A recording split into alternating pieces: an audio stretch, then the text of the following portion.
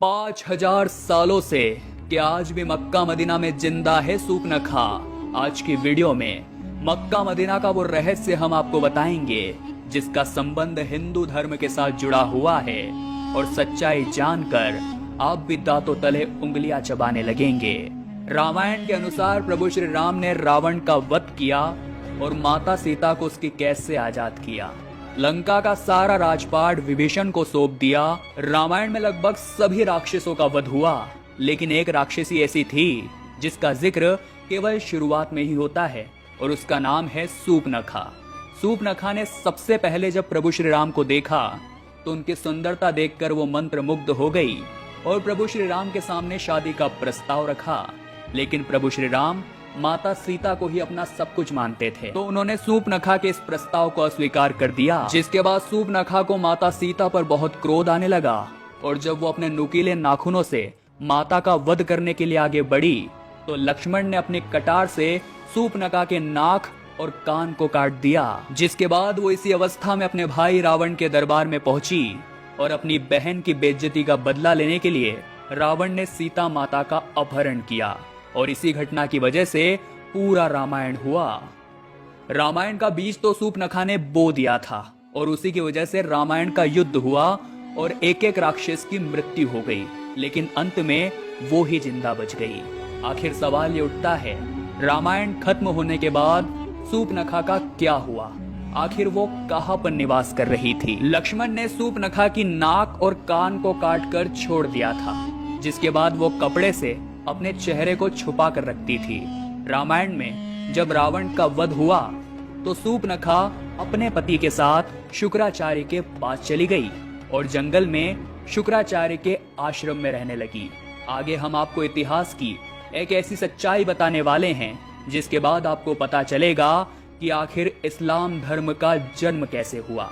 आखिर सूपनखा का कनेक्शन इस्लाम धर्म के साथ कैसे जुड़ा हुआ है। आखिर मुस्लिमों की उत्पत्ति सूपनखा से कैसे हुई है। राक्षसों का वंश खत्म न हो इसलिए शुक्राचार्य ने शिवजी की खूब आराधना करी। शिवजी ने अपना एक स्वरूप शिवलिंग के रूप में शुक्राचार्य जी को दिया और कहा कि जिस दिन भी कोई हिंदू इस शिवलिंग के ऊपर गंगा जल चढ़ा देगा उस दिन दुनिया के सारे राक्षसों का अंत हो जाएगा। अब ये शुक्राचार्य की जिम्मेदारी थी कि वे किसी भी हालत में उस शिवलिंग को हिंदुओं से बचाना चाहते थे, और उस आत्मलिंग को शुक्राचार्य ने हिंदुओं से दूर रखने के लिए एक रेगिस्तान में स्थापित कर दिया, जो आज भी अरब में मक्का मदीना के नाम से जाना जाता है। आपको ऐसा लग रहा होगा कि हम ये कैसी बातें कर रहे हैं, लेकिन ये सच्चाई है और तथ्यों पर आधारित है। महान इतिहासकार पीएन ओक ने अपनी पुस्तक वैदिक विश्व राष्ट्र का इतिहास में मक्का में शिवलिंग होने की बात का स्पष्ट प्रमाण दिया है। आइए जानते हैं आखिर सूपनखा ने इस्लाम की उत्पत्ति कैसे करी। असल में इस्लाम एक मजहब है। मजहब का मतलब है अपने कबीलों के गिरोह को बढ़ाना। यह बात सब जानते हैं कि मोहम्मदी मूल रूप से अरब वासी है। अरब देशों में सिर्फ रेगिस्तान पाया जाता है, वहाँ जंगल नहीं है, पेड़ नहीं है, इसीलिए वहाँ मरने के बाद जलाने के लिए लकड़ी न होने के कारण लोगों को जमीन में दफन करना शुरू किया, और वो सिलसिला इस्लाम धर्म में आज भी कायम है। सूपनखा जो उस समय चेहरा ढक कर रखती थी, वो परंपरा उसके बच्चे आज भी निभा रहे हैं।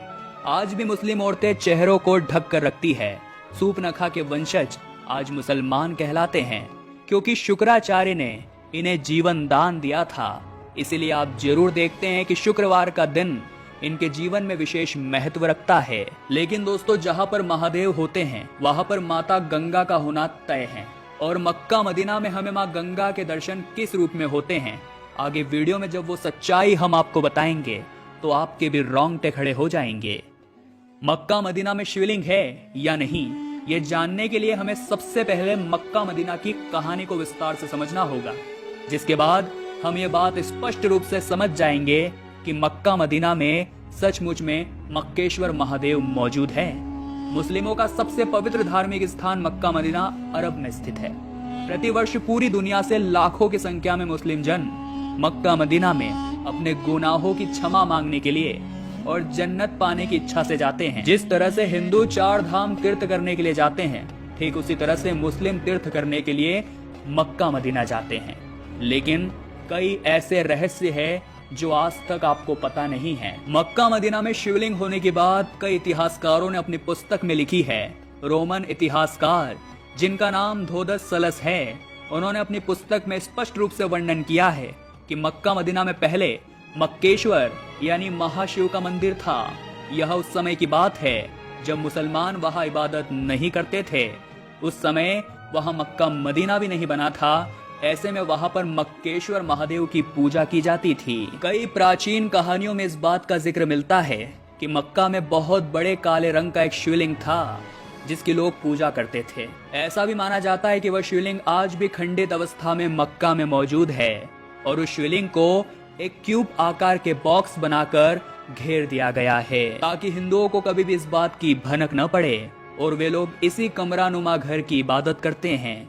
इतिहासकार P.N. ओक ने अपनी पुस्तक वैदिक विश्व राष्ट्र का इतिहास में मक्का में शिवलिंग होने की बात को विस्तार से स्पष्ट किया है। आइए जानते हैं मक्का मदीना में मां गंगा किस रूप में विराजमान है, क्योंकि ये बात बिल्कुल सच है कि जहां महादेव की शिवलिंग होती है वहां पवित्र गंगा का स्थान भी जरूर होता है। मक्का मदीना में काबा के पास एक बहुत ही पवित्र झरना बहता है। कहते हैं इस पवित्र जल को ग्रहण करके लोग धन्य धन्य हो जाते हैं और मुसलमान लोग इस पवित्र झरने को जमजम के नाम से पुकारते हैं। और वैज्ञानिकों ने यह दावा किया है कि यह पानी हमेशा शुद्ध रहता है, मां गंगा के पानी की तरह। यह पानी सभी के लिए सूट होता है और इसके अंदर कितने भी रसायन डाल दीजिए, कितने भी अशुद्ध पदार्थ डाल दीजिए, इस पानी के ऊपर उनका कोई प्रभाव नहीं होता। इसीलिए इस झरने के पानी को मां गंगा के साथ जोड़कर देखा जाता है। हज करने के बाद मुस्लिम लोग इस पवित्र जल को अपने बोतल में भरकर अपने साथ ले आते हैं। ये समानता बिल्कुल वैसी ही है जैसे लोग गंगा के निकट गंगा जल को अपनी बोतल में भरकर घर ले आते हैं। मक्का में हज के दौरान कई सारी रीतियां वैसे ही निभाई जाती है जैसे हिंदुओं में पूजा के समय निभाई जाती है। लेकिन दोस्तों, आपको जानकर बड़ी हैरानी होगी, जहां हिंदुओं के मक्केश्वर महादेव मौजूद है वहीं पर हिंदुओं का जाना वर्जित है। जी हाँ दोस्तों, मक्का मदीना के अंदर सभी तरह के गैर मुस्लिम लोगों का प्रवेश वर्जित किया गया है। आप चाहे हिंदू हो, सिख हो, ईसाई हो या अन्य किसी धर्म के, मुस्लिमों के अलावा कोई भी मक्का मदीना में प्रवेश नहीं कर सकता, क्योंकि महादेव ने शुक्राचार्य से कहा था अगर कोई भी वैष्णव यानी हिंदू धर्म का व्यक्ति मक्केश्वर महादेव पर जल चढ़ा देगा, यानी मक्का मदीना आ जाएगा और शिवलिंग पर जल चढ़ा देगा, तो सभी राक्षसों का हमेशा हमेशा के लिए अंत हो जाएगा। अब आपके दिमाग में एक ख्याल आ रहा होगा कि अगर आप छुप करके चुपचाप अगर मक्का मदीना चल जाए तो क्या किसी को पता चलेगा? तो इसका जवाब थोड़ा कंट्रोवर्शियल हो सकता है। हम आपको बता चुके हैं कि मक्का मदीना में हिंदू ही नहीं बल्कि कोई भी गैर मुस्लिम नहीं जा सकते। इसके कई कारण हैं। सबसे पहले, यहाँ जाने के लिए एक विशेष परमिशन की आवश्यकता होती है, जो इस बात का सबूत होता है कि अगर आप मक्का मदीना जा रहे हैं तो आप एक मुस्लिम व्यक्ति ही है और उसका किसी अन्य धर्म के साथ कोई संबंध नहीं है। दूसरा, मक्का जाने के रास्ते में आपको कई जगह जगह ऐसे साइन बोर्ड देखने को मिलेंगे जिस पर साफ तौर पर लिखा हुआ है कि मक्का में गैर मुस्लिमों का प्रवेश वर्जित है। इसके अलावा सऊदी अरब एक मुस्लिम देश है और यहाँ के कानून बहुत ज्यादा सख्त है। अगर आप चुपचाप किसी तरह से मक्का मदीना में घुसने की कोशिश करेंगे और आप अगर एक गैर मुस्लिम हैं तो पता चलने पर आपके ऊपर कड़ी कार्रवाई हो सकती है और भारी जुर्माना भी लग सकता है। इसके बाद उस इंसान को तुरंत उस देश से निकालकर अपने देश में भेज दिया जाएगा। फिर भी आप खुद ही सोचिए, अगर एक साथ लाखों मुस्लिमों को ये बात पता चलती है कि कोई दूसरे धर्म का इंसान उनके पवित्र तीर्थ स्थल में चोरी छुपे घुस आया है, तो ऐसे में सभी मुस्लिम लोगों को यह लगेगा कि उनकी पाक जगह की पवित्रता खंडित हुई है और वे सभी लोग मिलकर उस इंसान का क्या हाल करेंगे, आप खुद ही समझ सकते हैं। वास्तव में दोस्तों, बड़ी ही विडंबना है। इतने सारे इतिहासकार अपनी किताब में लिखते हैं कि मक्का मदीना में मक्केश्वर महादेव स्थित है, फिर भी हिंदू अपने आराध्य की पूजा नहीं कर सकता। वहां तो उसे प्रवेश करने की भी इजाजत नहीं है। लेकिन अब सवाल ये उठता है दोस्तों कि क्या कभी कोई हिंदू अपने आराध्य का पूजन वहां नहीं कर पाएगा? तो भविष्य पुराण में हमें एक भविष्यवाणी मिलती है। उस आधार पर जब कलयुग अपने चरम पर होगा, चूंकि कलयुग 4,28,000 साल का है और अभी केवल 5,000 साल ही बीते हैं।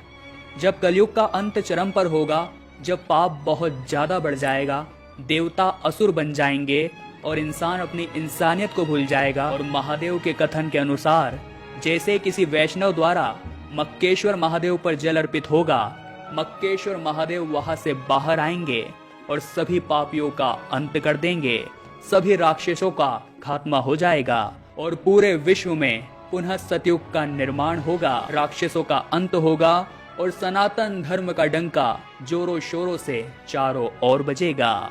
आज की वीडियो में मक्का मदीना को लेकर सारे रहस्य हमने आपको बताए हैं और ये सारे रहस्य इतिहासकारों की खास किताबों के तथ्यों पर आधारित थे और कई ऐसे विषय हैं जो हमें सोचने पर मजबूर कर देते हैं कि क्या सचमुच में मक्का मदीना में मक्केश्वर महादेव मौजूद है और भविष्य में कब हमें उनके दर्शन प्राप्त होंगे। इस पूरी घटना को लेकर आप क्या विचार रखते हैं? क्या मक्का मदीना सचमुच में हिंदुओं का पवित्र स्थान है या मुस्लिमों का? नीचे कमेंट बॉक्स में बताइएगा और वीडियो में जानकारी अच्छी लगी हो तो लाइक जरूर करिएगा। हमारे चैनल को भी आप सब्सक्राइब करें ताकि आपको हमेशा ऐसी चमत्कारिक वीडियोस मिलती रहें। अभी के लिए आप सभी दर्शकों को हर हर महादेव।